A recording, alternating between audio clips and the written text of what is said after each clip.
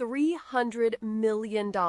That's how much FEMA disaster relief money was quietly redirected to fund Donald Trump's golf trips. And today, Congressman Dan Goldman is calling it out in a fiery takedown that exposes how deeply corruption and misplaced priorities have infected Washington. This isn't just politics. This is about accountability, justice, and the American taxpayer. Thank you, Mr. Chairman. We're here today ostensibly to fund the Department of Homeland Security through a partisan reconciliation bill that intentionally and very clearly bypasses any cooperation with Democrats. I want to talk for a minute about what is actually in this bill, which is pretty remarkable. First of all, 2/3 of the funding in this bill goes to the border wall. Now, you can make arguments about the border wall all you want. Obviously, we know it's a pet project of the president. Would it be better if we had a border wall to keep the border safe? Probably.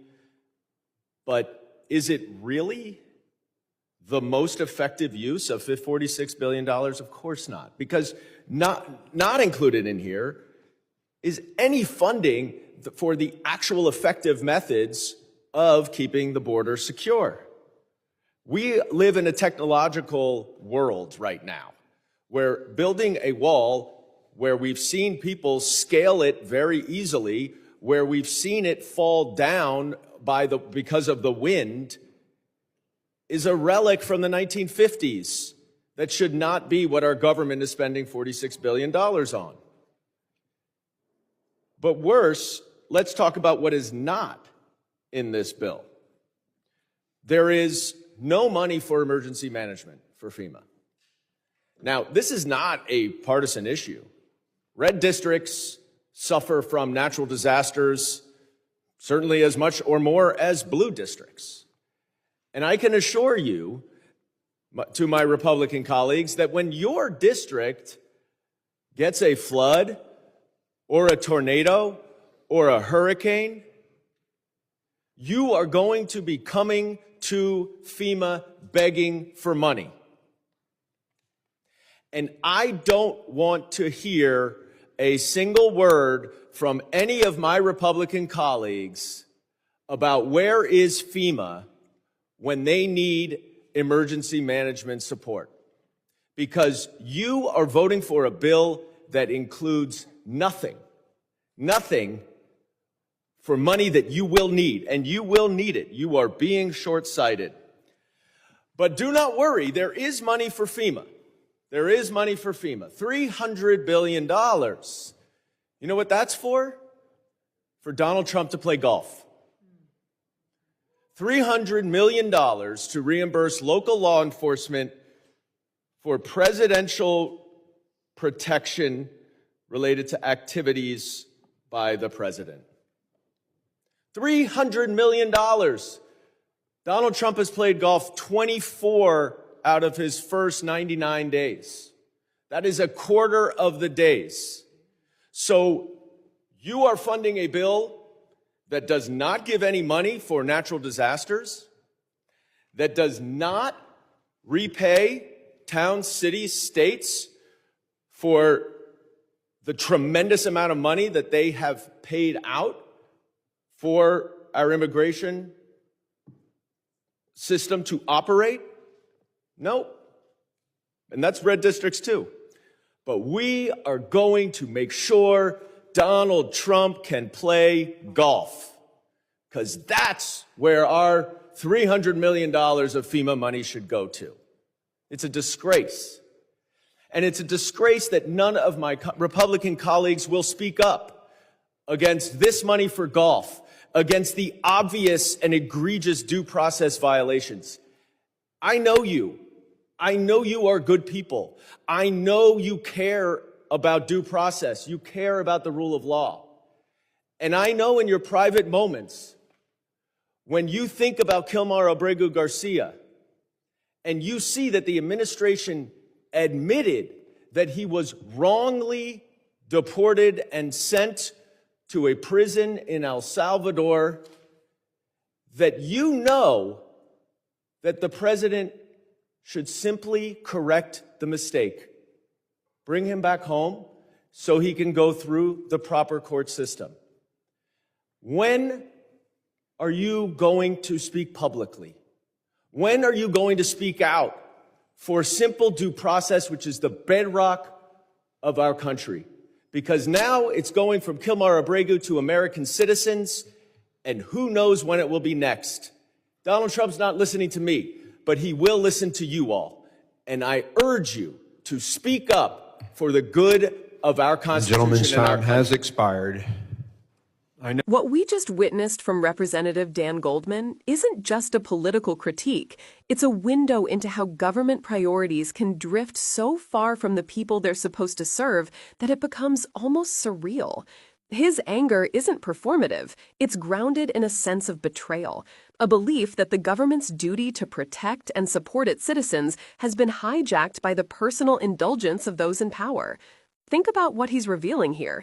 $300 million, taxpayer money originally meant to help Americans rebuild after disasters, redirected to cover the costs of golf trips, security, logistics, and all the expenses that come with the president's personal leisure. That's not just wasteful spending, it's a moral contradiction. FEMA exists to step in when lives are shattered, when hurricanes tear through towns, when fires destroy homes, when floods wipe away entire communities. Every dollar cut from that agency is a dollar taken from someone who's lost everything.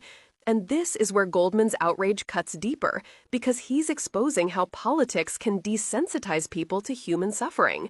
We often hear numbers in politics, billions here, millions there, and forget the faces behind them. But behind those lost FEMA funds are real stories, families stranded without shelter, children who can't go back to school after their homes are gone, elderly people waiting for help that never comes. When Goldman says you'll need FEMA, he's not making a partisan jab. He's reminding his colleagues that disasters don't care about politics. Tornadoes hit Republican districts just as fiercely as they hit Democratic ones. What makes this so tragic is the short-sightedness. Building a border wall for $46 billion while cutting money for disaster response doesn't make a nation safer. It makes it more fragile. Goldman points out that technology and intelligence, drones, sensors, coordinated patrols, are what actually secure borders today, not steel and concrete.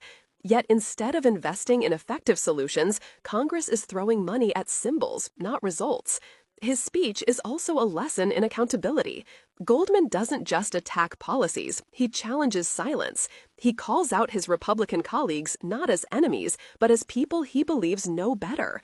That's important. He's not appealing to division, but to conscience.